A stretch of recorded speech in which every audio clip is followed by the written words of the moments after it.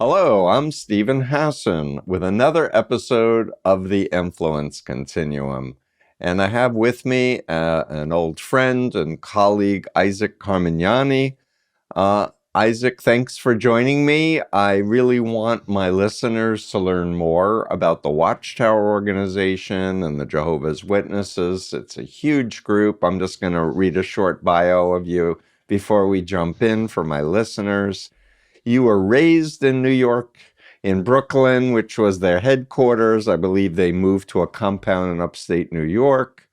You were raised in it. You were indoctrinated about Armageddon from childhood, if that's correct. And you were corporally punished because they really believe you gotta, beat the crap out of your kids to discipline them properly and not let them have a normal childhood. That's my commentary, sorry. You were baptized at age 11, which blows my mind because we now know the frontal cortex matures at 25 or 26, but all this underage asking people to commit their lives is absurd, in my opinion.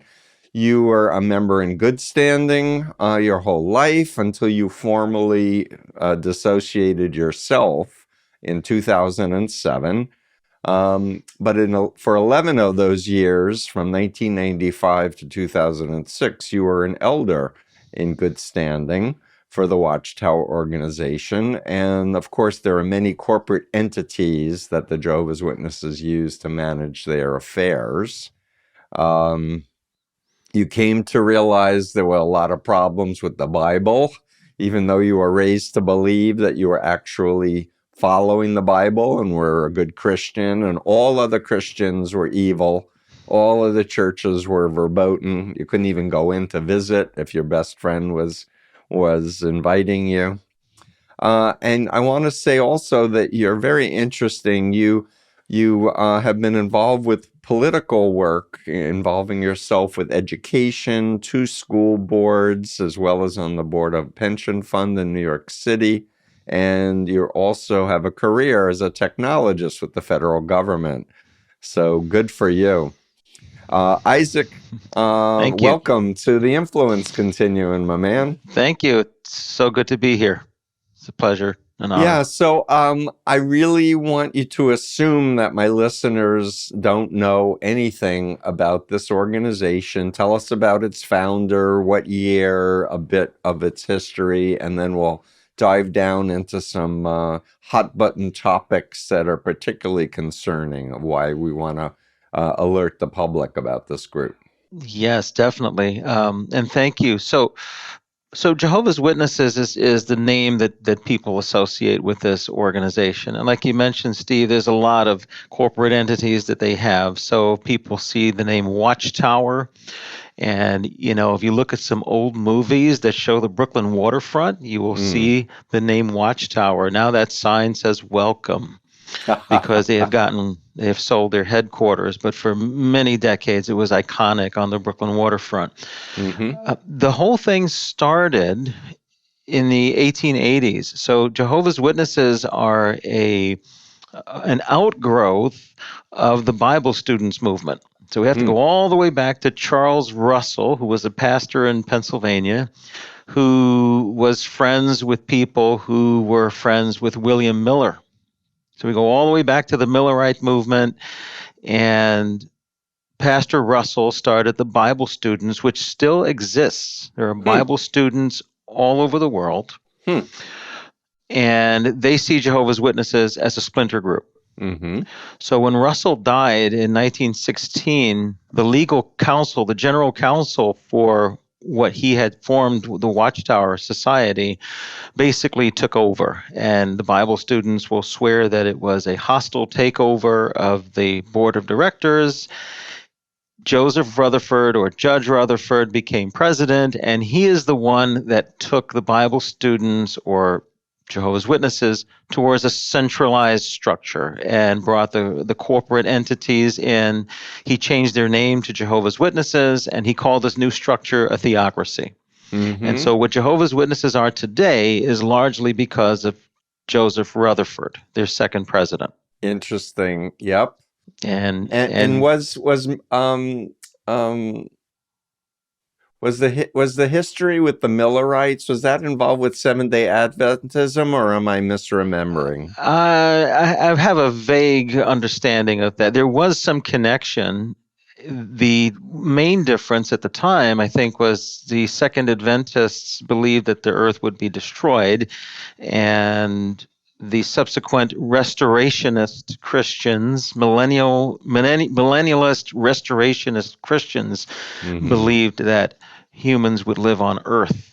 And you'd have a paradise earth. And this is still a signature teaching of Jehovah's Witnesses. Yeah, please take a minute, because I know the 144,000 are going to heaven and the rest are stuck forever on That's the perfect paradise earth. That's correct. That's correct. 144,000. And so there's always some questions in the mind, even of current Jehovah's Witnesses, about this, because the number that is going to heaven never seems to go down, even though people who say they're going to go to heaven pass on. Yeah, so, and there was a prophecy that no one would, the new world would happen before the last people died who were part of the original, and then they changed. New light was the buzz terms, and then and this is signature with them. So there was a time when 1874 was the year, and everyone had to go to heaven before then, and then it became 1914 and 1975, and they were just known for so many dates. You'd need to be an expert to track them all. Yeah, and so let's dive down a little bit more. So to be a Jehovah's Witness, we've done a very thorough bite model of authoritarian control analysis. Can you run through, how you can dress and what you can eat and some of the major restrictions? So that's interesting. So Jehovah's Witnesses, they see themselves as everyday people. And in many respects, they are, unless they are serving in one of their headquarters or branch offices, and then it gets even more restrictive. But generally speaking, there's still dress code. So a Jehovah's Witness is going to follow a very rigid program of Bible study, of going to meetings, which went through the pandemic using video conferencing. They are going to not get involved in anything that's related to aspects of what they call the world. So they're not going to be involved in any holidays, Christmas, Mother's Day, Father's Day, birthdays. Or vote. They will not vote. Do political stuff. No political. And that can even be local politics, like a union. They could be a member of a union, but they're not going to be a shop steward, let's say, or a union official, because all of that is considered being part of the world, and they have voted for God's kingdom. They're going to be well dressed. There's going to be dress code, of course, for their meetings and so on. But it's more about the beliefs that they have and the rituals that they will follow. There are certain things that are very, very rigid, like not taking of blood transfusions or certain blood products. Yeah, a lot of people have died because of a mistranslation from the Old Testament or the Torah about yes, they have. Dietary restrictions, like Jews are not supposed to eat meat products with the blood still in it. So part of the koshering law is to drain the blood. But somehow they got in there, and it wasn't Russell. It was Rutherford. That was a Rutherford, yes. Yeah, that was a later invention. Yes, and they really misunderstand the scriptures, even though they say they know the Bible better than everyone else. They have their own translation, New World Translation, that every theologian that I know of says this is not even close to being accurate. And so speaking of that, in 2013, they revised it again. And I found that interesting because as I looked at the 2013 version versus the 1984 version, there are word changes which further validate their doctrinal structure. So even further away from the New Yes. Testament, in other Right. words. And so that's how they have their own Bible in that respect. Also that they believe that they added the name Jehovah to the Old Testament. So Yeah, so, Jews say that God's name is unspeakable, and there's the Yud He Vav He, which is how they've come up with Jehovah, but Jews never use that. Don't think it's legitimate. If I may, Isaac, just comment a little bit more for the New World Translation piece. I find it as an expert about cults so fundamentally violating of informed consent when members knock on doors and say, we'd like to study the Bible with you, but fail to disclose this is not the same Bible as everyone else acknowledges is like a valid Bible.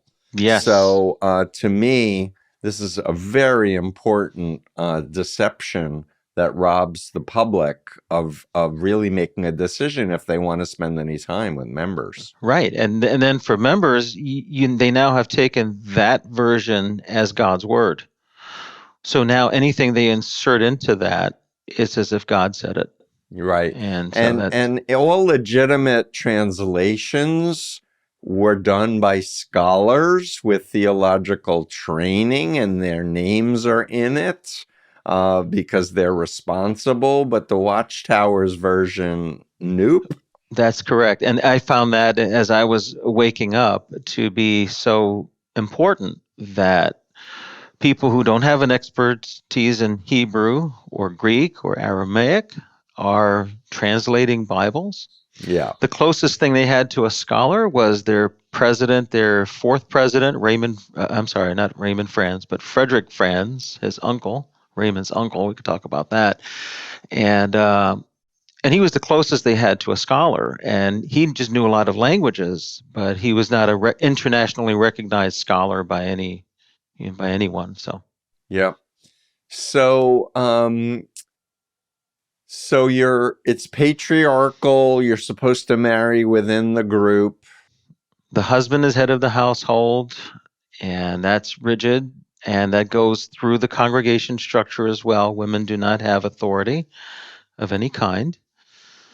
And marrying within, so if you marry outside, you're not marrying in the Lord. So they may not expel you for that, but it's going to be very difficult for a non-Jehovah's Witness spouse to understand all the restrictions. And so that's Right. why they don't want it. Right. So I have to disclose, I've had clients over the years who married an ex-JW, and then when they discovered they were pregnant, they announced to their spouse that they wouldn't get blood transfusions, which flipped out, Mm-hmm. the husbands, and were Mm-hmm. like, Steve, help, birth Yeah. is really dangerous, and I want my kid to live, and what are we going to do? Yes. Yes. And they so the blood doctrine is so interesting and so dangerous. Yeah. Just dangerous because they base it on junk science, really, Yep. because they say you can't have whole blood, which practically nobody gives anymore. And then they break the blood into four components: plasma, platelets, white blood cells, and there's a fourth. And so then you can have none of those. And then they complicate it by saying anything that's derived from fractions of those four components, well, that becomes a decision you have to make. So now as a Jehovah's Witness, you kind of have to become an expert. Is erythropoietin within my conscience to do? And so a lot of Jehovah's Witnesses just say, this is too complicated, I'm not taking any blood.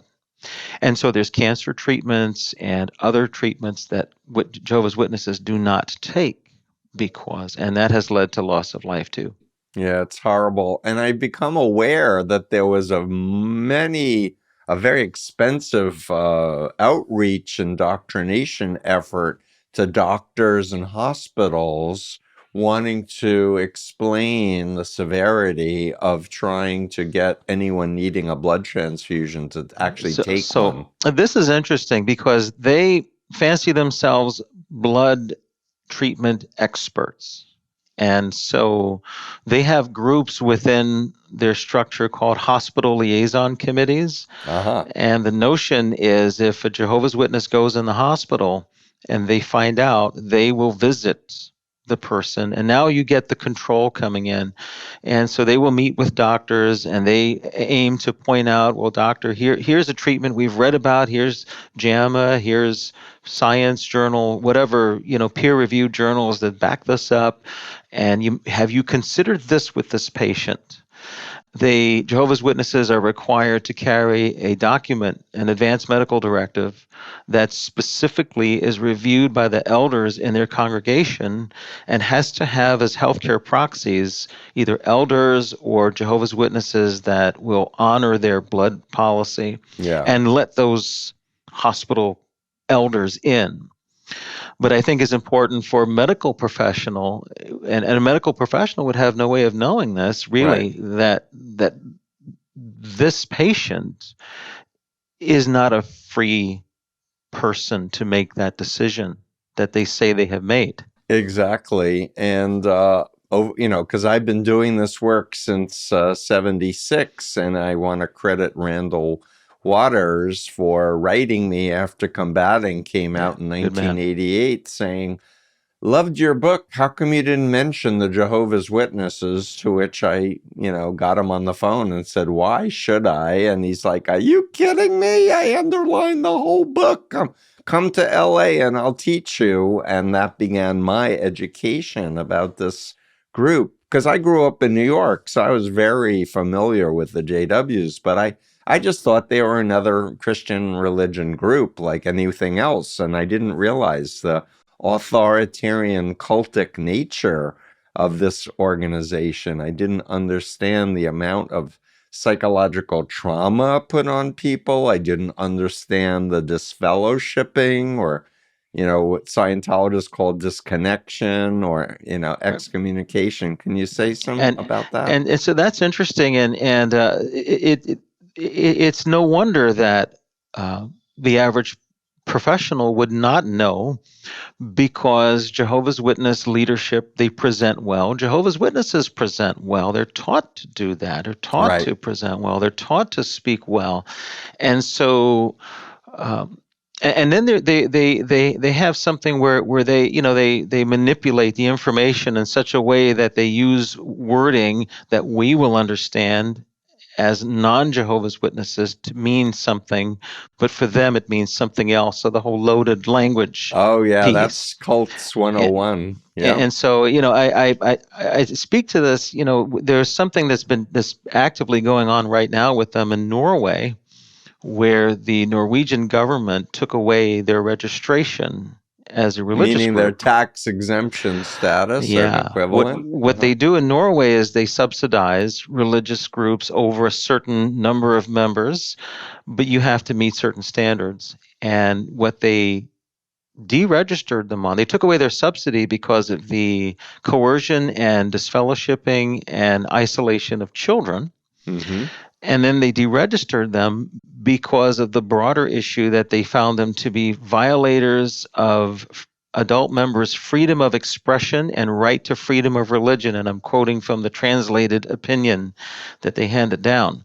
And so Watchtower is appealing this.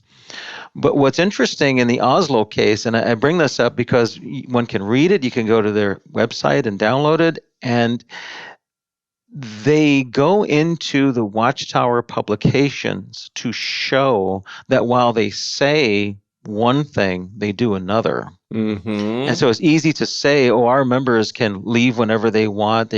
They're making a free choice here. But then when you see the threat that they can be sentenced, and they use that word sentencing committee in one of their publications that's quoted by the Norwegian government, you see that no, there is no freedom there. Right, exactly. And I know Australia did a whole investigation into the Watchtower organization, had their elders under oath. So the Australian Royal Commission case study number 29, for anyone who's looking that up, They did 2 We're weeks worth of going to put hearings. links to Yes. the blog when we Awesome. publish it. So I'll ask your help to put all the links in that we want Yes, to because add. and mind you, the Royal Commission was dealing with organizations that have problems with their policies as related to pedophiles. It was not focused on Jehovah's Witnesses. That's why they were case study 29. 1 through 28 was other I organizations. see. And so it just come to their attention, and they brought it out. But what a case study in how they work. Their counsel, Angus Stewart, did a magnificent job of sticking to the facts. So the government's counsel, Yes, you're saying, not the yes. JW's counsel. That's correct. And he brought in high-ranking members all the way to the governing body level. Mm-hmm. Of Yeah, Jehovah's explain the Witnesses. structure, and then we'll come back to the pedophile problem and Barbara Anderson. So it's a hierarchical top-down structure. At the top sits anywhere from 8 to 18 men. Are they all white? They are mostly white. There's one African American member now by the name of Sam Hurd. He's been there for about 15, 20 years now. Uh-huh. Other than that, they're white men from around the world, served in different branch offices and rose through the ranks.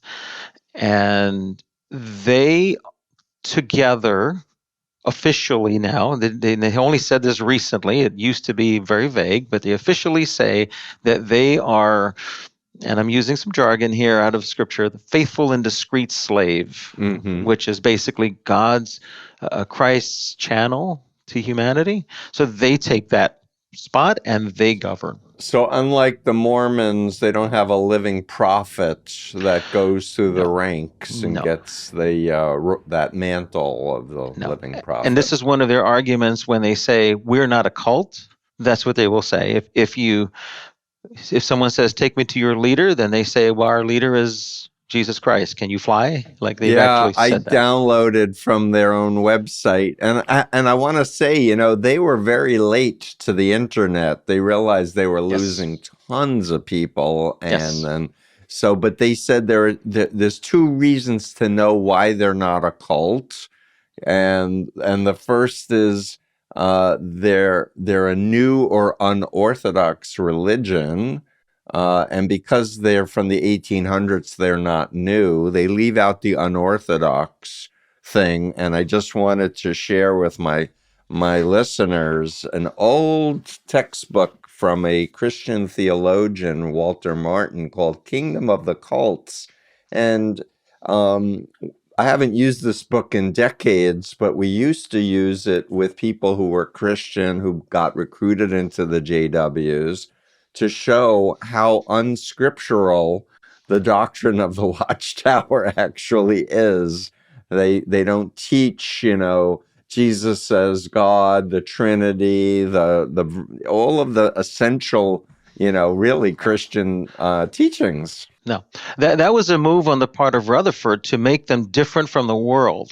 So he changed anything that was unlike any other Christian group and differentiated them. Yeah, and Russell, if I remember, not Russell, Rutherford used radio and was like a mass media. Big time. So this is one thing that they have done, and that was a Rutherford move. They use technology, and this is why they ended up on the internet too. Mm-hmm. They'll use cutting edge tech, and this goes back to photodrama of creation, which was the Bible students, where they linked silent film with audio. Interesting. To create they will say it was the first sound picture was photodrama of creation. That's fascinating. I didn't realize that, but I want to, before we move on, the second criteria they put on their own website why they're not a cult is they don't have a living leader. Yes. That they just follow Jesus. And this is where I differ from many other cult experts, quote unquote,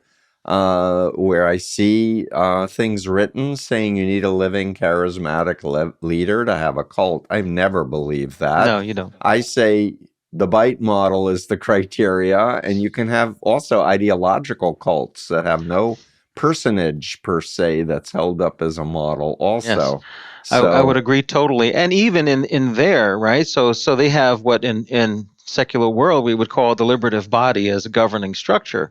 But the truth of the matter is you still have leaders inside of that are domineering, and so right. their presidents have tended to be like that until the death of Ted Jarrett's. So, you know, So I want to come back, if I may, to one of the most important, or at least timely and important subjects, which was the realization that the cult was protecting pedophiles on a massive international scale. Can you share how we learned about that and what's happened since, and lawsuits, etc.? so this is interesting. The whole thing came about gradually, and I think one of the things that aided tremendously and was probably the pivotal factor was they brought into their employee or into their inner circle a young woman at the time by the name of Barbara Anderson.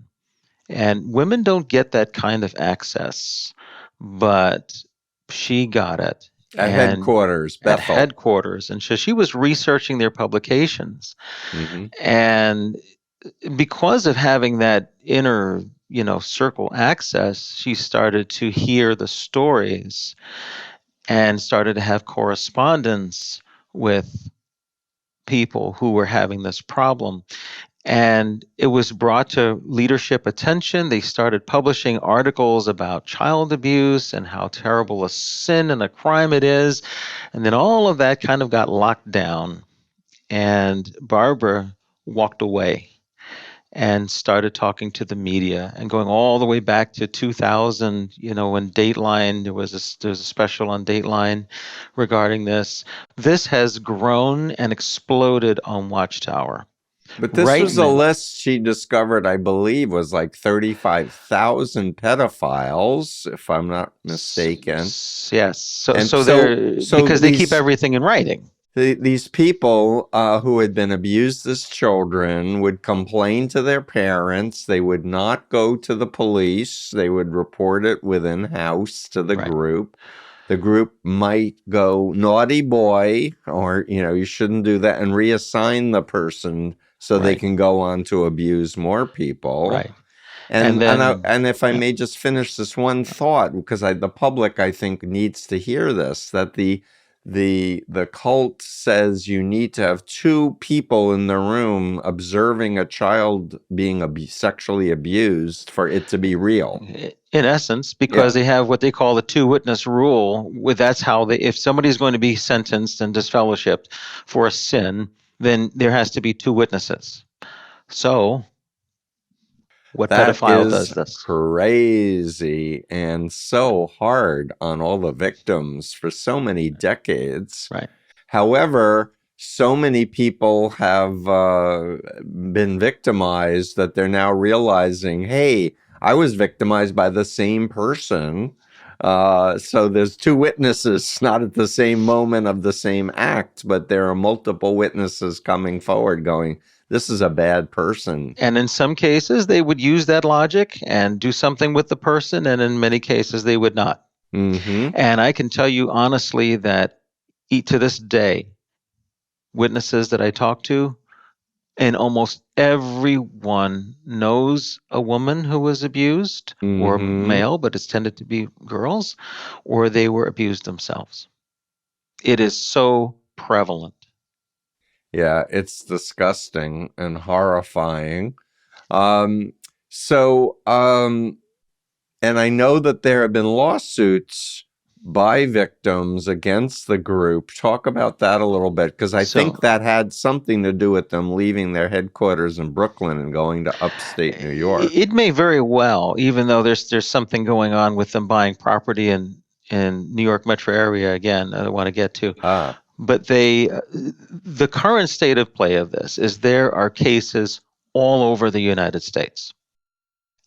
In fact, in Washington State right now, the legislatures, both houses in Washington State, are considering bills. They have bills in committee to require clergy to report cases of pedophilia. And this was brought to their attention by victims who filed and won civil cases in the Right. state of Washington. That's Washington. Pennsylvania has had a grand jury going for years now. And late last year, they made 9 arrests in this grand jury investigation, probably more to come. New York State, we have the Child Victims Act. They settled several cases in the past few months to the tune of millions of dollars.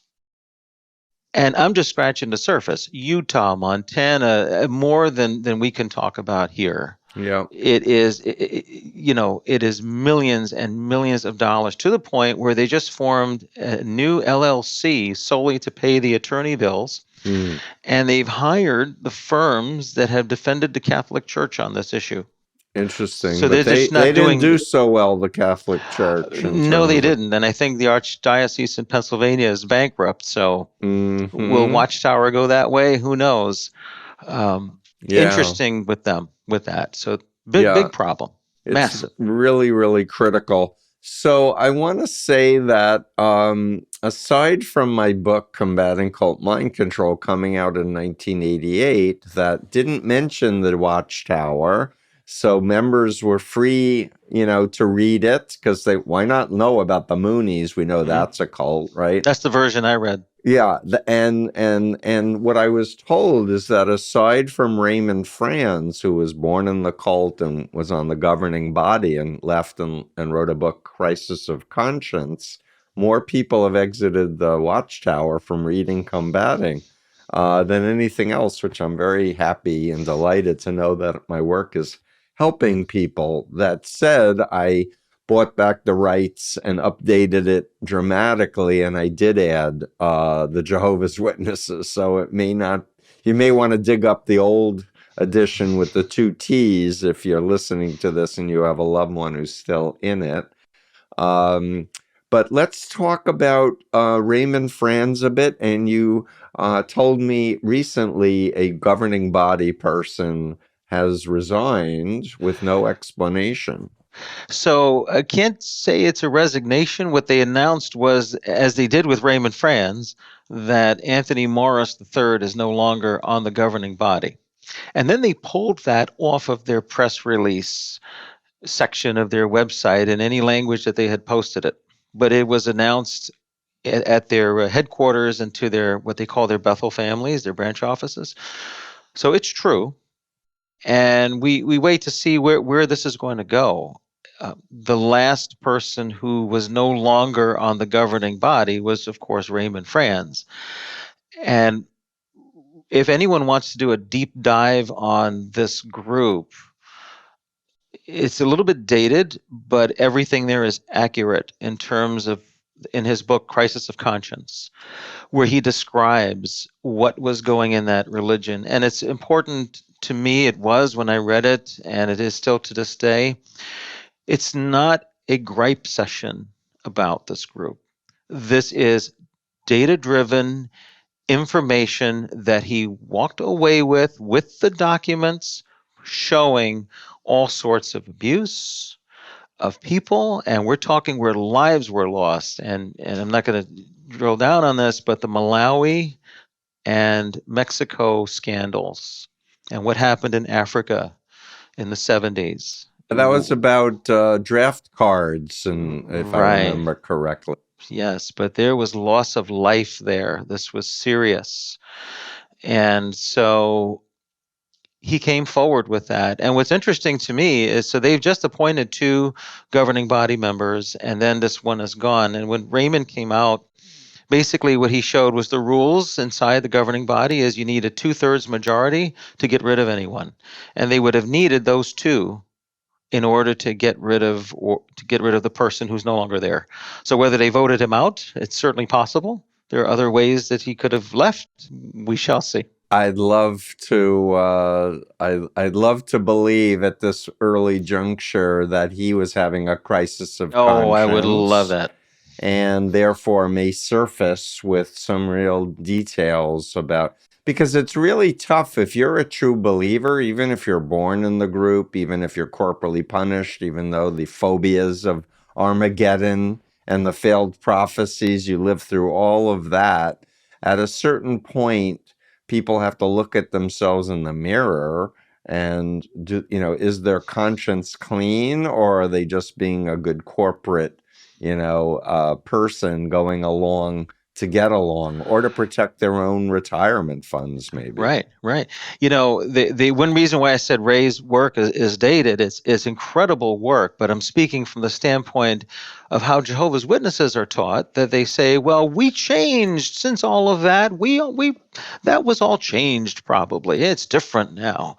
And they really don't know that, but they assume it because they assume the best of their leadership, Right. not Yeah. knowing what their leadership really is.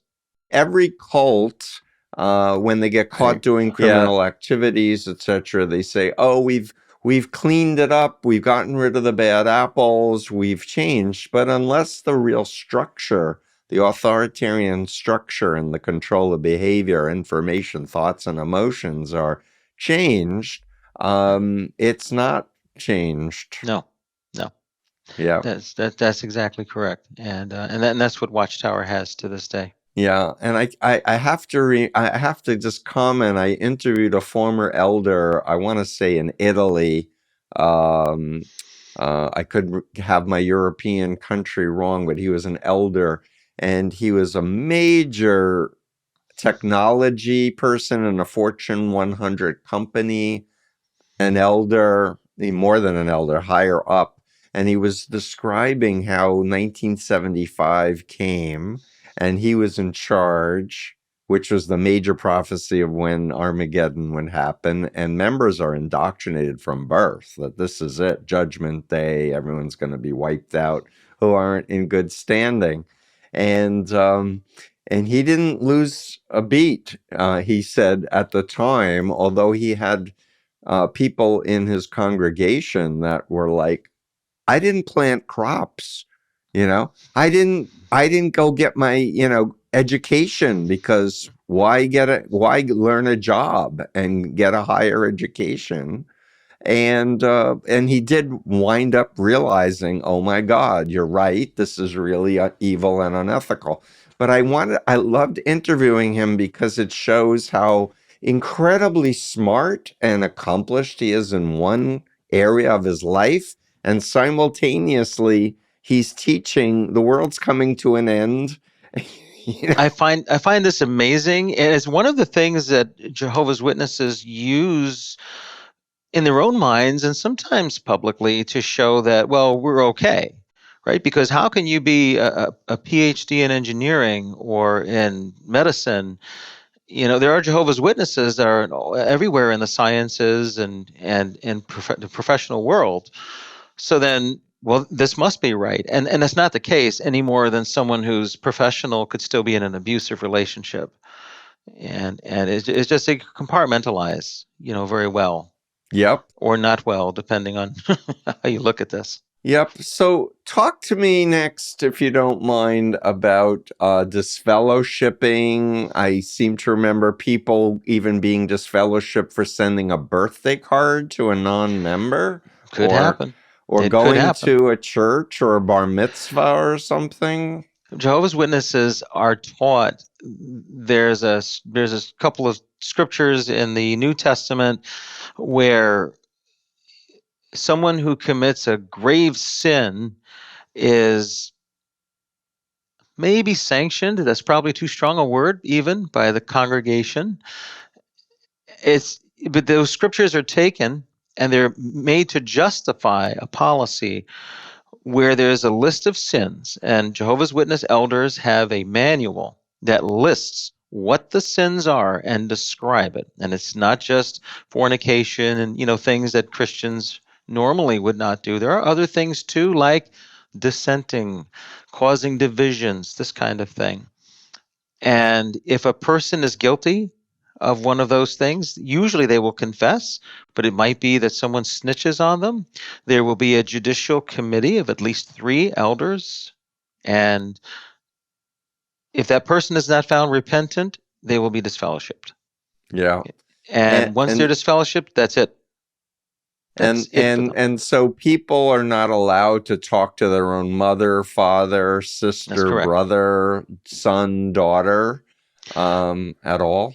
That's correct. So, and this is what the Oslo government was calling out, because that's a violation of human rights. It's a violation of freedom of religion, freedom of expression. And I think they need to be called out in those terms. Yes. Because the term disfellowshipping is not used in the secular world. So it's like, what is this? But the fact is that you lose family contacts. Now, they will say that if a person is a minor, or even if they're not a minor, but they don't live in the home, there should still be some contact for family business. Mm-hmm. But anyone who is a Jehovah's Witness knows that that's meaningless. Family business means when the person is about to die, they may get a call. There may be some contact, but there are many Jehovah's Witnesses who their sons, daughters, parents have died, and months later, years later, especially pre-internet days, then they found out from a friend, from somebody in the neighborhood, this and kind of like thing. so many other major religious groups, their Watchtower is homophobic. Am I correct about Yes. that? So talk Yes. to us about that. So any sin, and certainly homosexuals are not allowed in the religion. They So when they you say call it a sin to be yes, gay. yes, absolutely. Men who lie with men will not inherit God's kingdom. Quote from the New World Translation. So therefore, any person like this there is no chances. There is no well, okay, you're not an elder, but nevertheless you're in the congregation. You are immediately shunned. Mm-hmm. Immediately once that's found out. Yeah, and if I'm not mistaken, there's a high rate of depression, anxiety, and even suicidality. Yes, and you see this when you're inside. And I went as a young person and got outside regular, normal cognitive behavioral therapy so that I could learn how to live. And as I started going that direction, I could see just how many problems people were having in the congregation. Mm-hmm. And they don't know what it's stemming from because of all the cognitive dissonance that they're experiencing. Mm-hmm. So they will just attribute it to, well, I'm not studying the Bible enough. I'm not doing God's will enough. I'm not dedicating myself enough. I'm not putting in enough hours. Right. And so they will work harder, and they will lose more sleep, and they will hurt themselves more, Mm-hmm. and they will hurt their finances more. Yep. And so they'll go further down into depression. And people are expected to be out a certain number of hours a month to be considered a publisher, or what's the latest on that? They keep lowering it, and they've lowered it down to as low as 15 minutes a month in certain circumstances, like senior citizens. But it doesn't change that the culture is that you need at least 10 hours a month. Mm-hmm. And in fact, what they would do is they would set Jehovah's Witnesses competing with one another. So they would publish the average number of hours for, say, the United States. If that was 10 hours a month, then your elders would tell you, well, you have to at least do 10 hours a month because that's what everybody else is doing. Mm-hmm. So, and usually it's a lot more. And if they pioneer, then they put more hours in. And while they keep changing the standards, it's still a lot. So talk about pioneering. What is involved with that program? So pioneering is what they call their full-time ministry. It's where a person devotes a certain number of hours to recruiting their ministry. So basically recruiting. And they did a lot of door-to-door, less so now. At one point it was 150 hours, then they brought it down to 100, then to 90, and now they have some other number that's a little bit lower than 90 hours a month. Mm-hmm. It led a lot of young people, and this is what I was groomed to do, was when you leave high school, you become a pioneer and you put 90 hours a month in the ministry and recruit, and then you work part-time to earn a living. Right. And I just want to double check, but don't they believe in the Ham teaching also? Aren't they pretty racist until more recent years, or am I misremembering? They were very racist in the early years, and they had the thinking that there are three races coming from Noah's three sons. And Like the when Moonies? yes, and when America was dealing with segregation in the South, congregations were segregated. Hmm. And nowadays, what you'll see more is that Jehovah's Witness prohibitions, to a certain extent, break down along socioeconomic lines. Mm-hmm. And I saw this in New York City, being in congregations in the inner city in Brooklyn, and then in Queens, Astoria, where Yep. it's different socioeconomic. And there were a lot of parties in Queens, and go out to clubs and dance. And in Brooklyn, it'd be like, no, you don't do that. Mm-hmm. Those Queens brothers, something's wrong with them. That's me from Queens. There you Let's go. party. But, in the Moonies, the East Coast was much more orthodox than the West Coast. The West Coast could party, and women and men could hug each other and even kiss on the cheek. And it was totally verboten for the Oh yeah, we would East have a Coast. saying: the further away you get from headquarters, Yeah. the less spiritual they become. Yep. That's how we saw it in the States here.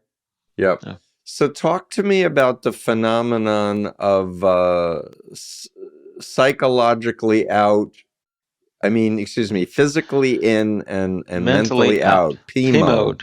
PMO. I have a lot of friends who are P mode, and you realize what's wrong. Maybe you read Steve Hassan's book, or you read the Bible without without reading the Watchtower publications along with it, so that you didn't contextualize it using those standards. Yep. However it is, you had something happen, you lost your child or whatever, and physically you cannot leave, because either you want to stay in to affect change, or if you leave, you would lose all your family, and that's probably the most common one. You disappoint your parents if you're second, third generation, and you would lose your wife, your children. The divorce comes after you leave. There's almost a given that you will be divorced once you leave the religion. So they don't allow mixed faith marriages per se. No, because the worst sin in there is apostasy. Go rob some banks, go kill people, be a pedophile, we'll work with you. But if you're an apostate, if you leave, that's it. So talk about parental alienation. I think they even had a guidebook for parents who had, their loved one, left the group. And so it's, if the child is over 18 and they're disfellowshipped, you're supposed to throw them out of the house. Mm-hmm. Not saying everybody does that, but that is what's supposed to happen, and it happens many times. Mm-hmm. And even if you're younger than 18, and this is how they started having trouble in Norway, is they will socially alienate the child, so that child cannot be with their friends that are Jehovah's Witnesses. And being that the only friends they're supposed to have are Jehovah's Witnesses, then there's no friendship. Right. In some cases, children have been put in their room and the plate of food put at the door, and they're in their room without their phone, without their computer for months.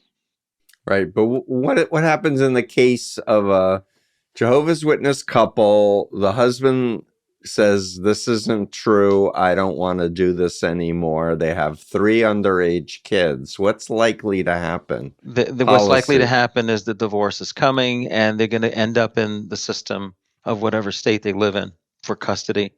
And then, and so your handbook, so Watchtower is, I don't think they're doing this anymore, but for a long time, if you told your elders, look, I'm going to divorce this person because of this, they had a packet that they would give to that believing Jehovah's Witness. To give to their lawyer. And to tell whatever stories were needed to retain custody of those children. To keep them in the group, basically. Keep them in the group. That's correct. So that included, because I've had cases over the decades, making up stories that daddy sexually abused little Johnny.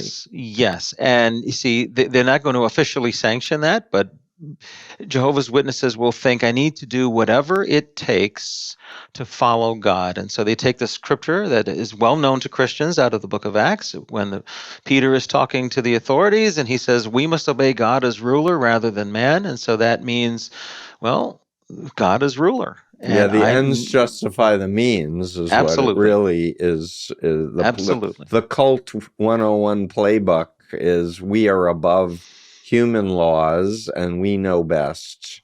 And so this is important for medical professionals, for legal professionals to appreciate. They can go under oath. They don't respect that oath. It's given by a human. So therefore, they will lie under oath. Mm-hmm. That's simple. That's really important. Yeah, thanks for mentioning that. So there's about what, 8.5 million people involved with this cult around the world? Worldwide, and not too much in China or the Middle East, but pretty much everywhere else. Mm-hmm. And I'm remembering an ex-member that we met together, Amber Scora, who was in China, not allowed to be public, but recruiting for the cult. Say a few words about Amber and her book. So Amber is amazing, and when I read Amber's book, and I recommend her book. What's the name of it again? Oh, I have to Google this. As much as I loved it, and I mean, that was a page turner. It was a page turner. Yeah. She's doing so well down in Brooklyn. Good. Amber's story reminded me of when I was a little boy. There were two missionaries. There used to be missionaries in China of Jehovah's Witnesses, and one was named Stanley Jones, and the other was Harold King. And when they were finally released by the Chinese government, they rented Yankee Stadium so that we could hear their story. I was just a little kid. Mm-hmm. And then we didn't hear much about China. And then there's Amber's book. So what was happening is people like Amber would go on their own dime to China, and it was in China that she started to wake up. Now, this is very interesting because Jehovah's Witnesses believe they need to preach to people from every nation. So they will go and study foreign languages to do so. But what happens when you study a foreign language, you're not getting the indoctrination anymore because there's a learning curve on this before you can understand all the terminology. So this helped Amber to wake up, coupled with the fact that she's a humble person who is going into a land that is non-Christian and basically telling them that all their belief going back centuries, well, no, that's not how it works. It was some person named Jesus and this Bible. You basically deny your history. Yep. And she found she couldn't do that. Yep, I looked it up quickly. It's called Leaving the Witness, The End of the World as She Knew It Upon Losing Her Religion. What a correct title. Yep. And the world as she knew it. I'll just add a personal note that my recollection is that she was teaching Westerners how to do business in China. So she had a very popular, I think, podcast or something. Yeah. And there was a man, I think, from Los Angeles who had read Combating, who started engaging with her, socially interacting with her. And it led to her epiphany that, you know what, this is a version of Chinese communist thought reform. It's not healthy. It comes full circle. That's so good to hear. I forgot that detail. But yeah, wow. Yeah, and more former members are speaking out, and I recently spoke with a woman named Jacqueline Johnson, who is a mental health professional, ex-JW, who's now the director of the International Cultic Studies Association. Is that so? Organization. Yeah, wow. She just took over a few months ago. I'm looking forward to meeting her at their conference in Louisville, the end of June, beginning of July of this year. So it's going to be the first, for me, it's just revelatory to have a former member, head of a counter cult, education that is program. Wonderful news. I'm going to have to find a way to Louisville. I'm happy to introduce you to her as Oh, well. I But would I love it. haven't met her yet, but I really am impressed with her. But the shared experience, you see, Watchtower, and I have friends. I have a very good friend who is Pentecostal. We were talking about this just the other night. Uh-huh. The centralized structure of Watchtower is to the point where you say the same words to describe the same thing. Yeah, loaded language. Yes, because they call it the one pure language. Yeah.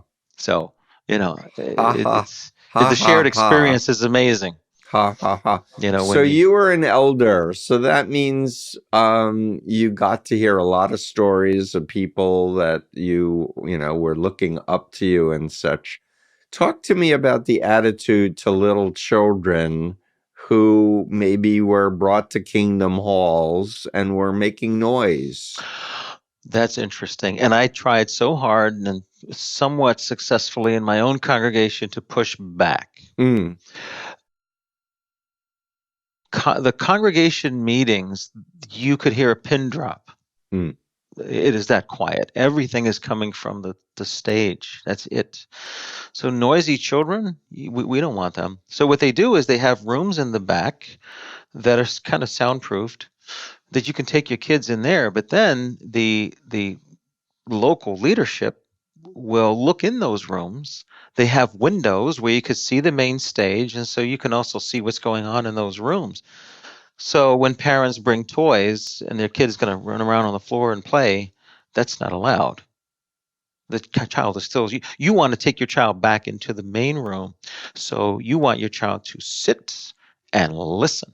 And for me, so my mom, who is a wonderful human being, does everything that she does to its best. mm. That describes her. So when she became a Jehovah's Witness, her son was going to pay attention. So she sat right in the front row, never went to the back. And if I did anything that was disruptive, I got ear pinched, pulled, something, some corporal thing to shut me up. And if I cried, what I would get at home would have been way worse.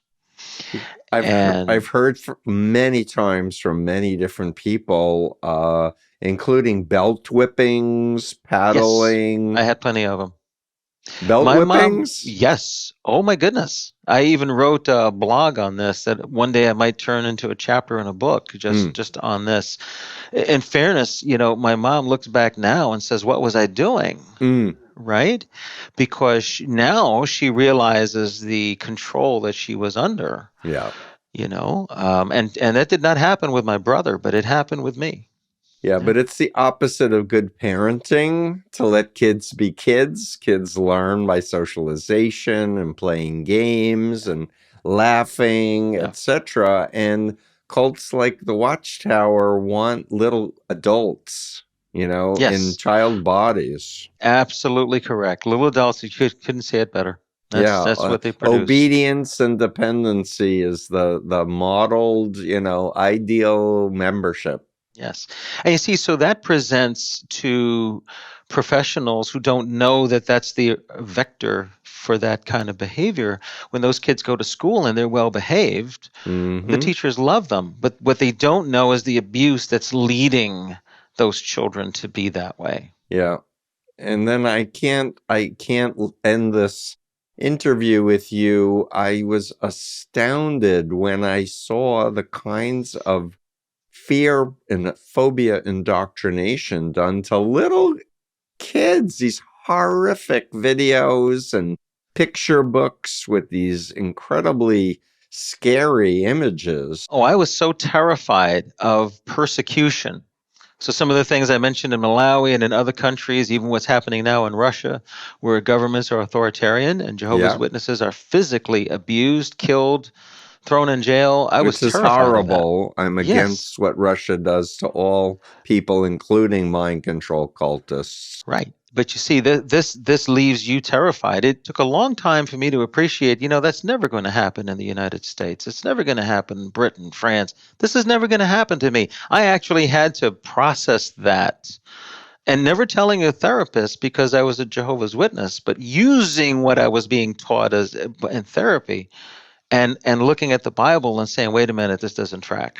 So you mean you were seeing a therapist and never told them that you were in a cult? I never did.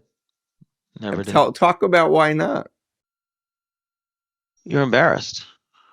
First of all, I didn't think I was in a cult. Right. That's a Right? good point. Yeah. But by the same token, I think when I realized it was a cult, now I was also getting my head straight, so I wasn't in therapy. But I will say this, for many years, I was terrified. I had a daily news reporter that was doing a lot of school board stuff with, and so I was getting interviewed, and she had Googled me, and she asked me, by the way, Isaac, were you ever in a cult? And now I'm like, oh my goodness. I never brought these two sides of my life together. Yep. But she already knows, and it's true, and we have a rapport. So then I just talked about it. And then I didn't talk about it again. It took some years still for me to feel comfortable. And your work, clearly, and people like you who speak to this now, that now I'm the opposite. I'll explain it to people, But yeah, so you would never tell your therapist. Yeah. If you even went to therapy. I was unique in that respect. Yeah, I was going to say that's unique as well. But I also want to say that I see, JWs out, proselytizing sometimes at airports. They're in a little sequestered area or near a bus station or some other public place. I remember pulling over to go to a rest stop in upstate New York, and there was a couple with a signboard right there with JW. Especially nowadays. JW.org. But I always try to go over and say hello and introduce myself and be warm to them. And then I'll often just mention, I'm just curious if you ever heard of the Moonies, and what's that? And then I gave a little thing about, there was a guy who claimed to be better than Jesus, and he was going to bring about the end of the world, and everyone would be a good Moonie, and the mass weddings, just to try to sow a few seeds.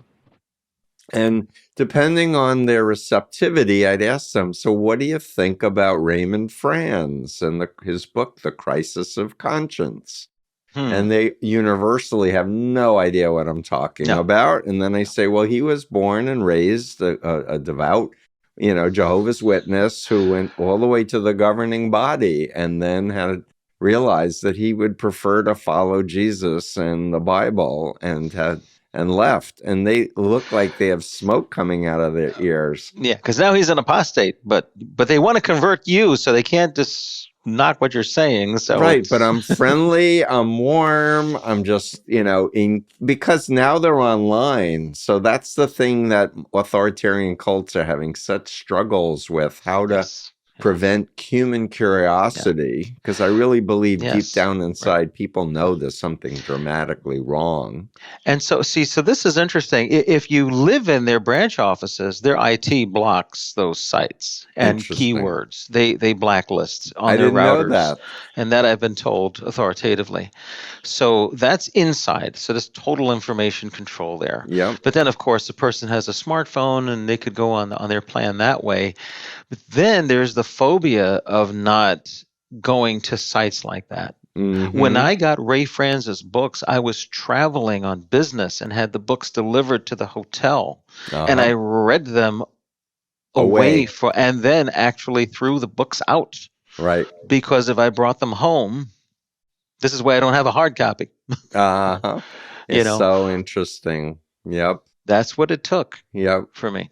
So I'm going to wrap up and ask you for final thoughts, but I just want to do a shout out to Kimmy and Mark O'Donnell for all of their incredible work. What a great couple. And Mark was John Redwood. He was undercover for a really long time, feeding information out.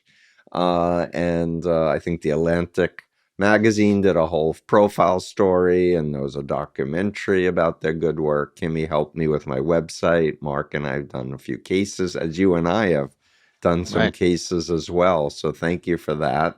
for all your good work, Isaac. But the last words are yours. What do you want my listeners to know and think about as we wrap up? Wow. Yeah. It's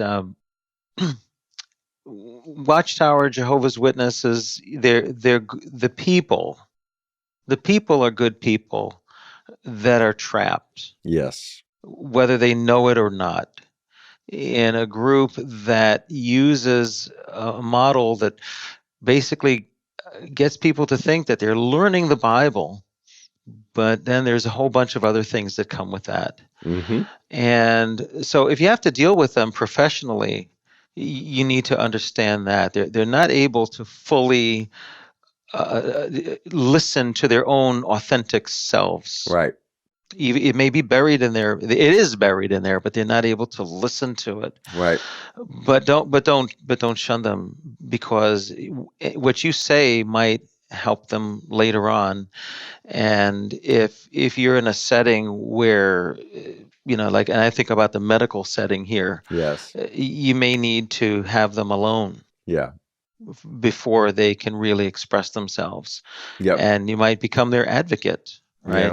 Yeah. So I seem to remember doing a blog about a young JW who died in childbirth, and she was surrounded by the cult members who, to block out the family members and friends who are saying, save your lives, don't let your child not have a mother growing up. But she was unfortunately too indoctrinated. yeah, you don't want to dismiss out of hand when they say, well, we're free to make our own decisions. If it's a teacher or a guidance counselor, and you're in a school and you have a child that doesn't want to go to college, you may want to dig that up a little bit. Don't just assume that they're going to go an alternate career pathway. They may want to be a scientist. I did. Okay. Yeah, and Kimmy wanted to get a master's and doctorate, but being a woman and the end of the world is happening, you don't want to waste time on an education if you're not going to be around to use it. But most, if not all, Jehovah's Witnesses have doubts. Yeah. They know something is wrong because it doesn't track with the world they live in. Yes. And so don't just assume, they're diehard, they're going to go and proselytize. That person may be your next, Albert Einstein, if that can be brought out, out of them where they could go to school. So, Yeah, you bring up another fundamentally important point, which is some of our brightest people on the planet are in mind control cults and have not been given the encouragement to develop their gifts. And anyone who doubts that, there are stories like Michael Jackson was a Jehovah's Witness. Serena Williams is a Jehovah's Witness. Mm-hmm. Sometimes those groups produce very hardworking people. Yeah, Prince also, wasn't he? Prince was a Jehovah's Witness. There was some rumor that his passing prematurely had to do with his not getting surgery because of the blood issue. Oh, boy. Something that kind of got squashed when he tragically passed. Yeah. But he was a Jehovah's Witness, yes. Terrible. But we do want to let people know there are many ex-JWs, and there are, meetup groups in New York and all around the world. There are Facebook groups and Reddit groups and other ways. You're not alone. If you're having questions or doubts, you can use an anonymous Gmail account and lurk around. I'm available. I respond to emails. My Twitter feed at Isaac Carmignani, all one word. Great. And in fact, there on my pinned tweet relates to my daughter, who is still a Jehovah's Witness, who is somewhere. I don't know where. I think I might, but I don't. But sorry, and that's because of the shunning. Yeah, that alienation is toxic and against the spirit of religion and, in my opinion, of God. God's about love, not about fear and control. That's it. And dependency. So I want to thank you for all your good work. I know that you've been helping people exit other groups like extremist Jewish, ultra-Orthodox here in the city communities and other groups that, and the thing is, you can see it in another group so much faster than you can see it in your Yes, own. Jehovah's Witnesses call these other groups cults. Yeah, so it's always valuable to get that bigger perspective that, Yes. it's not Yes. you're not alone, there's a I'm bigger very big on that. pattern. Yeah, they all play out of the same playbook, which is what I like about the bite model, because that's the fundamental. When you strip all the loaded language out, that's what you're dealing with. Yeah, exactly. So thank you very much, and we're going to wrap up now. And my listeners, we're going to do a blog and post this video, and we'll have a whole bunch of resource links, and hopefully this man who's off the governing body is going to go public, and we get to I would hear. love to see something like that. That would Well, be extraordinary and wonderful. So thank you again, Isaac.